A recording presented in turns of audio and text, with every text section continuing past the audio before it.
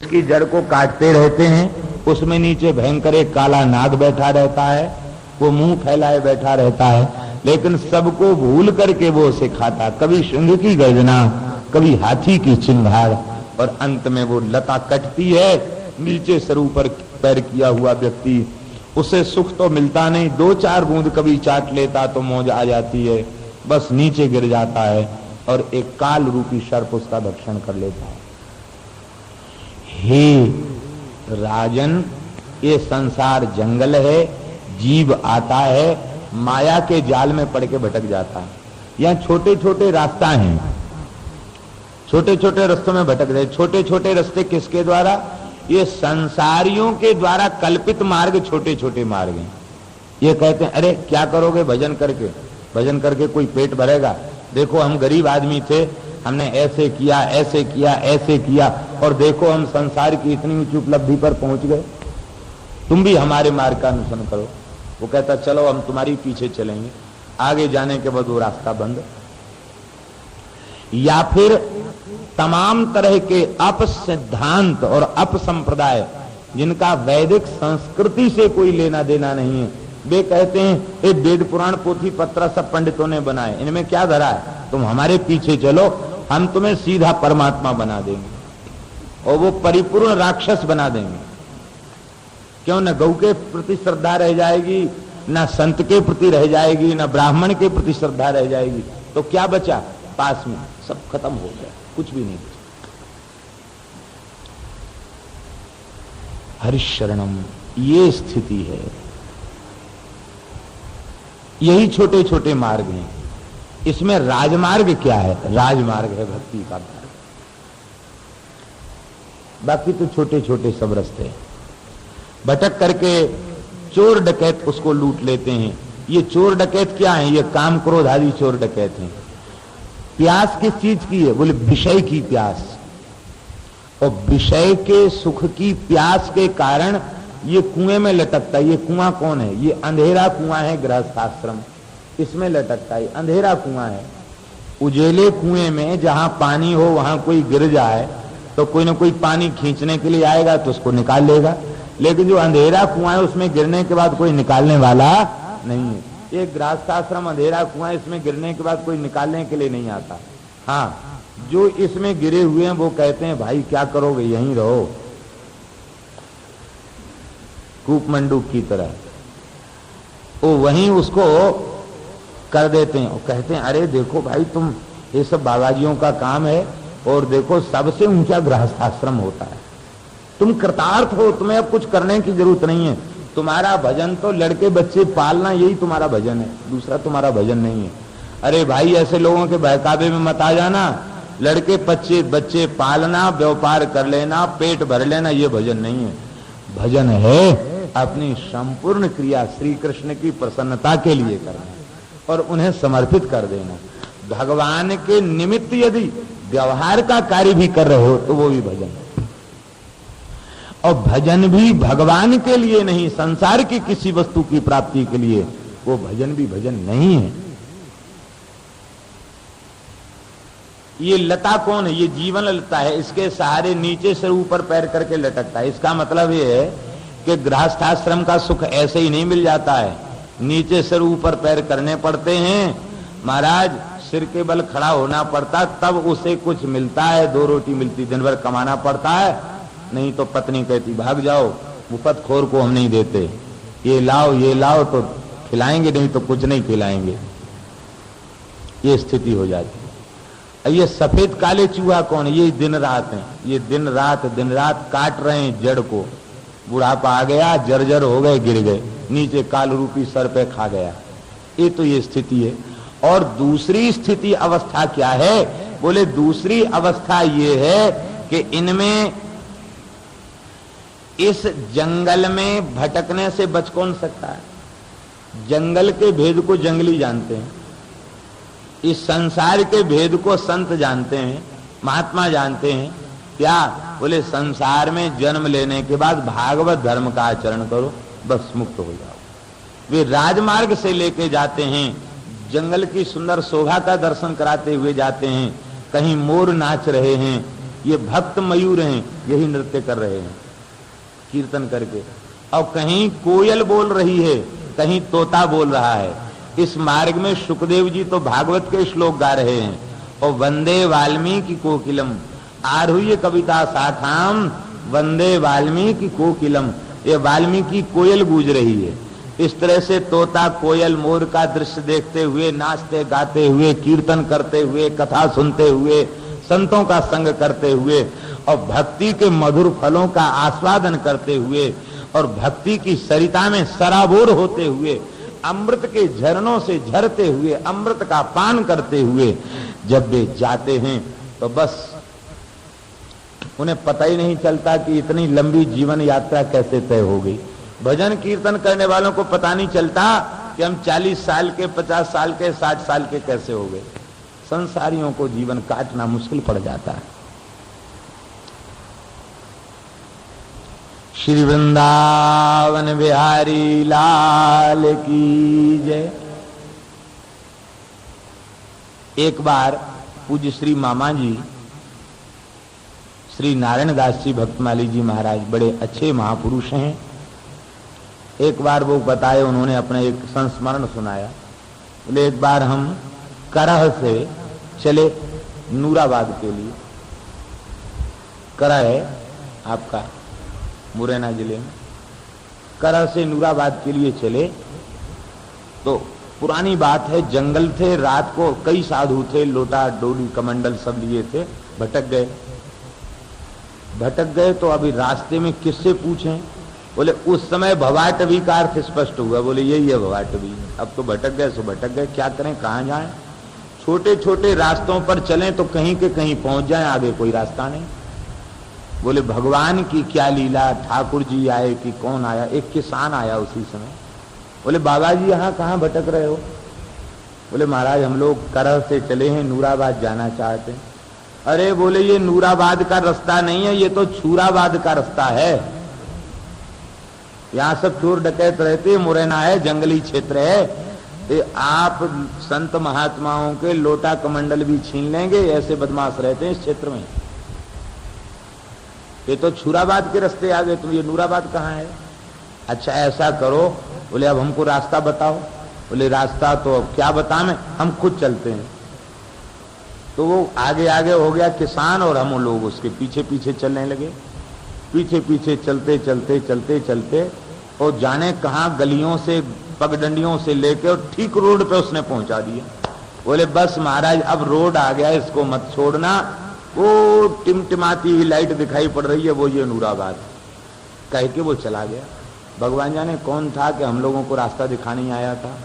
बोले तब हमें अनुसंधान हुआ कि जब तक ये संत नहीं आते हैं मार्ग दिखाने के लिए तो जीव चलता तो है नूराबाद के लिए, छूराबाद पहुंच जाता है।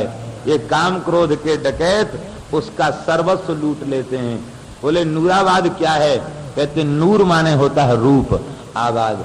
श्री युगल सरकार जहां विलस रहे हैं, जहां कुंज में उनकी झांकी सजी धजी है, उनके दर्शन के लिए चलता। जहां नूर आबाद हो रहा है, जुगल सरकार जहां विराजमान है, उनके चरणों के लिए चलता, लेकिन छूराबाद में पहुंच जाता। और जब किसी संत का कृपा मिल जाती है तो उसके कृपा के सहारे वो फिर नूराबाद पहुंचता है। ये कहते हमने उस समय ये भाव लगाया। अब तो रघुगण बोला कि महाराज आपने सब बात हमारी समझा दी। आपने कहा कि बिना संत चरण रज के अभिषेक से मिलेगा नहीं, तो आप मैं बड़ा भाग्यशाली हूं जो आपकी कोटि के संत की चरण रज मिल गई। अब चरण रज बन के ही रहूंगा, आपको छोड़ूंगा नहीं। और आपने दूसरी बात बताई कि भवाटवी से निकलने का उपाय है। उस भवाटवी के रहस्य वेदता संतों का आश्रय ग्रहण कर लेना। अब महाराज हमने आपके चरण पकड़ लिए, अब हम आपको छोड़ेंगे नहीं, आपके हाथ को नहीं छोड़ेंगे। बस संतों के सहारे ही भव सागर से पार हुआ जा सकता है।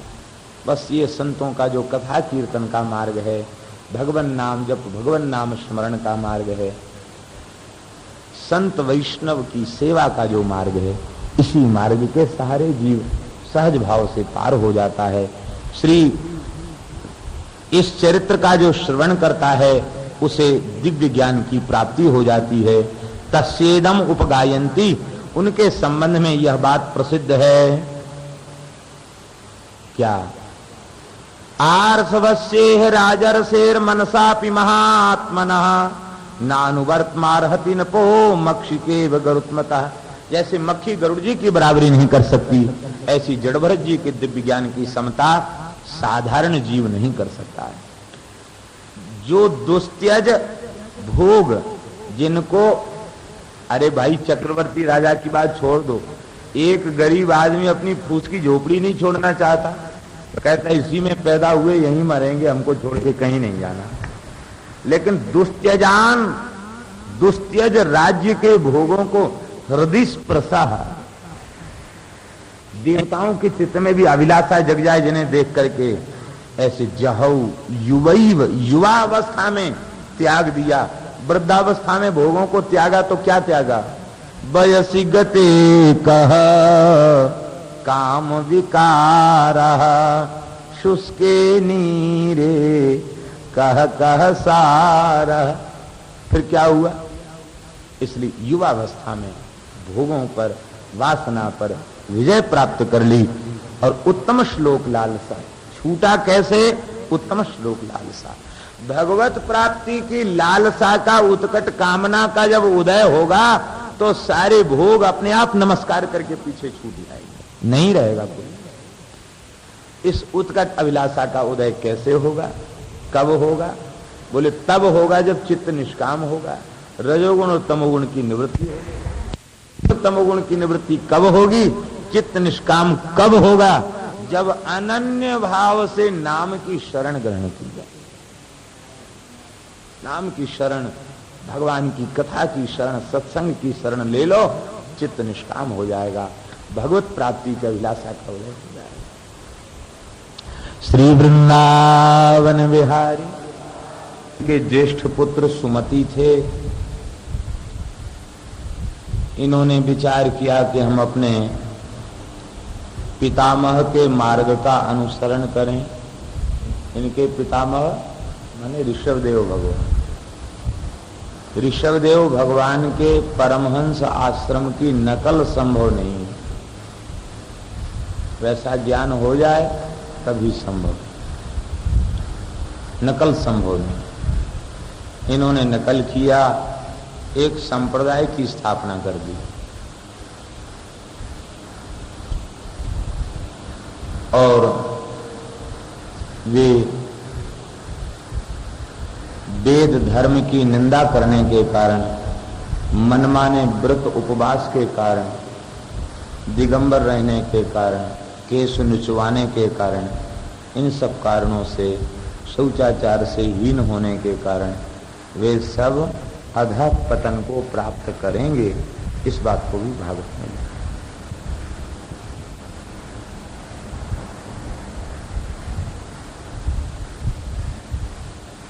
इस वंश में गए बड़े भारी धर्मात्मा हुए।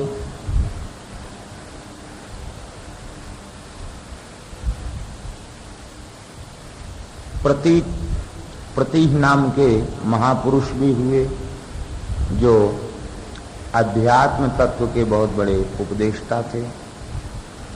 गए महाराज को भगवान की कला कहा जाता है क्योंकि इनके गुणों से संपूर्ण प्रजा आकृष्ट हो।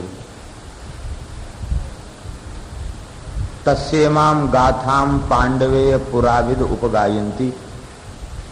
इतिहास को जानने वाले लोग गए के संबंध में यह बात कहते हैं कि गयम नृपः का प्रतियात कर्मभिर यज्वाभिमानी बहुविध धर्मगोप्ता समागत श्री सदसस्पति सताम सत्सेवकुन्यो भगवत कलामृते। भगवान की कला को छोड़कर ऐसा कार्य और कोई कर नहीं सकता है। अपने दिव्य कर्मों से गए की बराबरी कौन सा राजा कर सकता है। वे साक्षात भगवान श्री नारायण की कला थे। वे बहुत बड़े यज्ञों का अनुष्ठान करने वाले, मनस्वी, बहुज्ञ, धर्मों की रक्षा करने वाले, लक्ष्मी के प्रिय पात्र और साधु समाज के शिरोमणि। और सत्पुरुषों के सत सेवक, ये गुण उनमें थे। इतने दयावान थे गए महाराज कि आपने व्यवस्था दी कि हमारे राज्य में कोई कर नहीं वसूलेगा, प्रजा पर किसी प्रकार का कोई कर नहीं।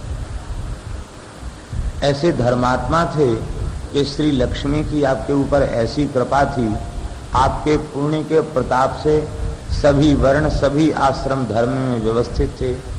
ऋतुओं में, समस्त ऋतुओं में वृक्ष फल और पुष्पों से लदे रहते। पृथ्वी दिव्य रत्नों को प्रकट करती, बिना जोते बोए अन्न पैदा हो जाता। ऐसे धर्मात्मा राजा सो कहते थे प्रजा की सेवा करना राजा का कर्तव्य है, कर वसूलना ठीक नहीं, कर नहीं लेता। लेकिन इनकी इस दयालुता का प्रभाव ये हुआ कि प्रजा अपने घर में राजा का अंश नहीं रखती। उपार्जन करने के बाद छठा अंश राजा का होता है, वो राजा ले या न ले वो बरबस महल में जाके डाला, जमा करा। आपने दंड व्यवस्था को सर्वथा उठा दिया। दंड की क्या जरूरत है? ऐसी धर्म की प्रतिष्ठा कर दी कि किसी का किसी से द्वेष नहीं रह गया, किसी का किसी से राग नहीं रह गया, तो दंड व्यवस्था की क्या आवश्यकता? आपका मानना था कि दंडित करके पशु को सुधारा जा सकता, मनुष्य को दंडित करने की क्या आवश्यकता? मनुष्य तो विवेक विचारवान है, यदि उसका विवेक और विचार सुरक्षित रहे तो उसे दंड देने की क्या जरूरत है? जो कुछ भी अन्याय अत्याचार या जो कुछ मनमाने काम करता है विवेक शून्य होकर करता है, और उसका विवेक ठीक रहे तो काहे को कोई पाप करेगा? तो ऐसा प्रचार धर्म का किया आपने कि सब विवेकवान थे, इसलिए दंड व्यवस्था की कोई आवश्यकता ही नहीं रहेगी। बिना दंड के लोग पाप से मुक्त हो, भय से मुक्त हो। इसलिए सुखदेव जी कहते हैं कि भगवान को छोड़ के ऐसा काम कोई कर नहीं सकता। ये भगवान की ही विभूति लेकर आए थे।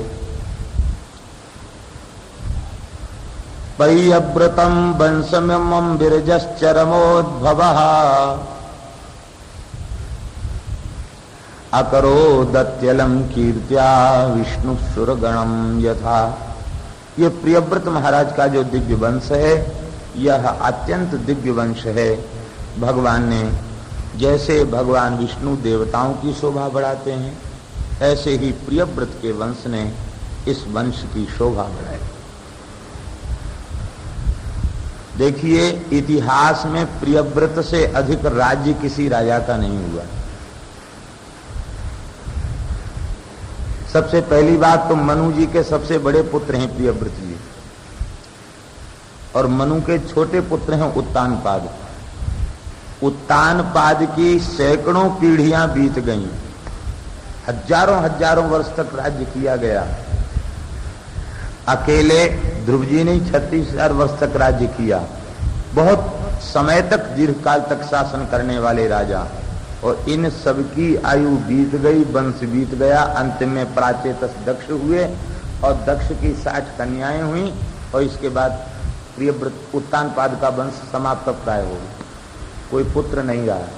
इतने समय तक तो प्रियव्रत जी तपस्या ही करते रहे, लाखों वर्ष तक तपस्या करते रहे ब्रह्मचर्य पालन पूर्वक। और इसके बाद जब ब्रह्मा जी के आदेश से आपने गृहस्थाश्रम में प्रवेश किया तो 11 अर्बुद वर्ष तक राज्य किया। प्रियव्रत के वंश में भरत जी ने 1 करोड़ वर्ष तक राज्य किया, लेकिन प्रियव्रत जी ने 11 अर्बुद वर्ष तक राज्य किया। इतना बड़ा, इतनी बड़ी आयु तक राज्य का भोग करने वाला, आपके रथ की धुरी से 7 द्वीप बन गए, 7 समुद्र बन गए, सूरज बनकर प्रकाश किया 7 दिन तक, ऐसी आपकी महिमा। इसलिए प्रियव्रत का वंश अत्यंत पवित्र वंश है। ये भी भगवान की विभूति ही थी। परीक्षित जी ने प्रश्न किया कि भगवान, ये भूमंडल भगवान का विराट स्वरूप है खगोल, भूगोल, खगोल। तो आप कृपा करके इस भूगोल खगोल का भी वर्णन करें। भूगोल खगोल के वर्णन में श्री सुखदेव जी ने बड़ा विलक्षण वर्णन किया। ऋषिरुवाच, ऋषि किसे कहते हैं? सर्वदृष्टा अशेषविद, उसे ऋषि कहते हैं। जो सब कुछ समझे, सब कुछ का देखने वाला हो। मंत्र दृष्टा, सर्वदृष्टा, उसे ऋषि कहते हैं। शुक उवाच नहीं है, ऋषिरुवाच है। शुक उवाच न होकर ऋषिरुवाच क्यों है? इसीलिए है कि भुवन कोश का वर्णन सुखदेव जी ने ऋषित्व में स्थित होकर किया, समाधि लगा करके जो जो देखते गए। जैसे आंखों देखा हाल होता ना, देखता गया बोलता गया, ऐसे ही जो जो उनके ध्यान में आता गया वे उस प्रकार से उसका वर्णन करते चले। ये जो भूमंडल जिसमें हम निवास करते हैं, सुखदेव जी कहते हैं ये कमल के आकार का है, और जैसे कमल के मध्य में कर्णिका होती है, ऐसे ही कर्णिका स्थान पर ये जम्बू द्वीप है। 7 द्वीप हैं और 7 द्वीप में जम्बू द्वीप भूमंडल का कर्णिका के समान है। इसमें 1 लाख योजन का विस्तार है। 1 लाख योजन का तात्पर्य है 4 लाख किलोमीटर, 4 लाख कोस। 4 लाख कोस का मतलब 12 लाख किलोमीटर का विस्तार वह इस द्वीप का है। कमल पत्र के समान गोल आकार है और 9-9 हजार योजन वाले 9 वर्ष हैं।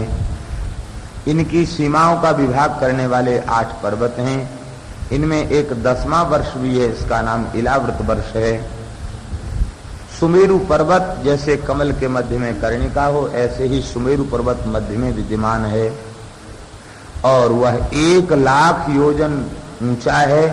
स्वर्णमय उसका शिखर है। 32,000 और तलहटी में 16,000 योजन ऊंचा है। 16,000 योजन वो धरती के भीतर धसा हुआ है और भूमि के बाहर उसकी चौड़ाई ऊंचाई 84,000 योजन है। 4 कोस का 1 योजन होता है और 3 किलोमीटर का 1 कोस होता है।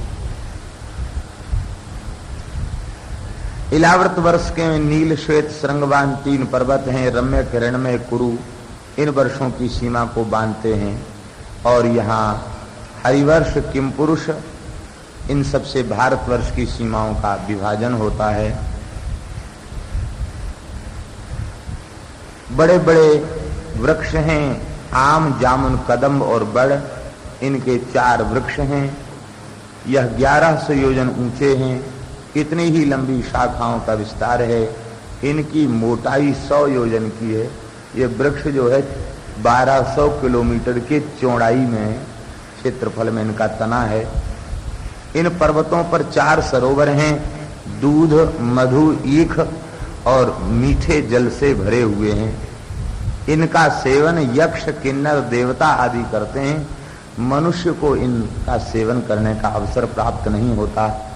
और इसी सुमेरु की उपत्यका में नंदनवन, चैतरथ, वैव्रजक, सर्वतोभद्र ये देवताओं के 4 सुंदर बगीचे हैं। इनमें देवता विहार करते हैं। गंधर्व इनकी महिमा का गान करते हैं। मद्राचल की गोद में आम का वृक्ष है। यह पर्वत शिखर के समान है। अमृत के समान स्वादिष्ट फल इसमें प्रकट होते हैं और वे फल एक एक फल 100-100 योजन का है, विशाल। और वह फल जब गिरते हैं पृथ्वी पर तो उनसे मीठे जल की धारा प्रवाहित होने लग जाती, रस प्रवाहित होने लग जाता। उस नदी का नाम है अरुणोदा। अरुणोदा नाम की नदी प्रवाहित होती है। यक्ष पत्नियां इनके जल का सेवन करती हैं। इस अरुणोदा नदी का सेवन करने वाले देवताओं के शरीर में पसीना नहीं आता, दुर्गंध नहीं आती, उनके पलक नहीं गिरते, उनकी झुर्रियां नहीं पड़ती। उनके वृद्धावस्था नहीं आती। ऐसे विचित्र प्रकार के इसके जल की महिमा है। ये जम्बू द्वीप जिसमें 7-9 वर्ष हैं, जिस जम्बू द्वीप में हम लोग आते हैं, जामुन का विशाल वृक्ष है और बिना गुठली के फल इसमें हैं। हाथी के समान इनकी आकृति है। जब ये गिरते हैं तो रस प्रवाहित हो जाता है। जम्बू नाम की नदी प्रवाहित होती है और जम्बू नाम की नदी के दोनों किनारे उस रस से भीज करके वायु जब उनको सुखा देती है तो जाम्बू नद नाम का स्वर्ण बन जाता है। ये स्वर्ण की एक कोटि है जाम्बू नद। इस जाम्बू नद स्वर्ण के आभूषणों को यक्ष पत्नियां देवांगनाएं धारण करती हैं। यह एक प्रकार से सुगंधित स्वर्ण है। सोने में सुगंध नहीं होती, लेकिन इस स्वर्ण में सुगंध होती है विशेष प्रकार की। इस तरह की यह सुगंध है। सुपार्श्व पर्वत के ऊपर कदम्ब का वृक्ष है। इसके कोटरों से मधु की 5 धाराएं प्रकट होती हैं। इस प्रकार से कुमुद पर्वत पर बट का वृक्ष है। उसकी जटाओं से बड़े सुंदर सुंदर दूध, दही, घृत, मधु, इन सब पदार्थ इनसे प्रकट होते रहते उनकी जड़ों से। इस तरह की इसकी दिव्य महिमा है। इस तरह से बड़ा विलक्षण वर्णन करके श्री सुखदेव जी ने सुनाया। देखिए, यह सब निरूपण योगज साक्षात्कार जन्य है। योग के द्वारा उन्होंने साक्षात्कार किया और साक्षात करके जैसा है वैसा उन्होंने वर्णन करके सुना। आज लोग उन्हें नहीं खोज पाए हैं। इससे अविश्वास नहीं करना चाहिए कि झूठ लिखा है। जब भागवत श्री कृष्ण का स्वरूप है तो उसमें असत्य कुछ भी नहीं है, सब कुछ सत्य है। हमारे यहाँ मेहंदी अखाड़ा है, उधर एक बार कथा हो रही थी। एक ब्रजवासी बैठा, पंडित जी बेचारे सब बांच के सुना रहे थे। पंचम स्कंद सुना, बोले व्यास उतर जाए तो चौकी धो। अरे बड़ा झूठ बोलता है, ऐसे हाथी जैसे फल होते हैं, इतना मोटा पेड़ होता है, ये सब कहीं हो सकता है? भाई देखो, हम लोग सोचने का स्तर हम लोगों का अपने स्तर का है, किंतु त्रिकाल दृष्टा ऋषियों ने जो कुछ आत्मदृष्टि से साक्षात्कार किया है उसका उन्होंने बताया। यह सब दिव्य नगर हैं और भोग के यह स्थान हैं। गंगा जी की 4 धाराएं, सीता, अलकनंदा, चक्षु और भद्रा, ये 4 धाराएं ब्रह्मलोक से नीचे आकर विभाजित हो जाती हैं। उनमें अलकनंदा भारतवर्ष में प्रवाहित होती है। यह भारतवर्ष को पवित्र करती हुई समुद्र में प्रवेश करती है। यहाँ गंगा स्नान करने वाले लोगों को एक एक पग पर पदे स्वमेध राजसूयादीनाम फलम न दुर्लभम इति, राजसूय अश्वमेध आदि का फल उन्हें प्राप्त हो जाता है। 9 वर्षों में अलग अलग भगवान स्वरूप से विराजते हैं। इलाव्रत वर्ष में एकमात्र पुरुष भगवान शंकर हैं, वहां दूसरे किसी का प्रवेश नहीं है। उस इलाव्रत वर्ष में रहकर भगवान शंकर संकर्षण भगवान की उपासना करते हैं। ये संकर्षण तत्व क्या है? बलदेव तत्व। श्री बलदेव तत्व की उपासना इलाव्रत खंड में रह करके दाऊ दादा की उपासना भगवान शंकर करते रहते हैं और भगवान का स्मरण करते हुए मंत्र का जप करते हैं। ओम नमो भगवते महापुरुषाय सर्वगुण सांख्याय नाय अनंताय अव्यक्ताय नमः। इस मंत्र का जप करके भगवान को नमस्कार करते हैं। भद्राश्व वर्ष में भद्रश्रवा वहां के जो मुख्य देवता हैं वह सेवा करते हैं। भगवान हयग्रीव विराजमान होते हैं और भद्रश्रवा वहां उनकी स्तुति करते हैं। ओम नमो भगवते धर्मायात्म विशोधनाय नम इति। ये हयग्रीव भगवान ज्ञान के अधिष्ठात्री देवता हैं। हयग्रीव अवतार में भगवान ने महासरस्वती से पाणी ग्रहण किया है, इसलिए ज्ञान के अधिष्ठात्री देवता हयग्रीव को स्वीकार किया गया है। और विद्या की प्राप्ति के लिए हयग्रीव उपासना सबसे श्रेष्ठ बताई गई। दक्षिण भारत में तो श्री रामानुज संप्रदाय में हयग्रीव जी की उपासना बहुत अधिक प्रचलित। हयग्रीव सहस्त्रनाम, हयग्रीव पटल, हयग्रीव हृदय, और इससे बड़ी बड़ी सिद्धियां, बड़े बड़े अद्भुत वैदुष्य को लोगों ने प्राप्त किया। श्री वेदांत देशिक स्वामी जी महाराज वे हयग्रीव भगवान की उन्होंने उपासना की और हयग्रीव भगवान का साक्षात दर्शन प्राप्त किया। जैसे ही दर्शन प्राप्त किया, भगवान हयग्रीव हंसने लगे। उनकी दंती पंक्ति पर संपूर्ण स्वर और व्यंजन दिखाई पड़े। बस उनके दर्शन मात्र से उन्हें संपूर्ण वेदों का ज्ञान हो गया, प्रकांड विद्वान। और विशिष्टाद्वैत दर्शन की स्थापना में आपने बहुत बड़ा प्रयत्न किया।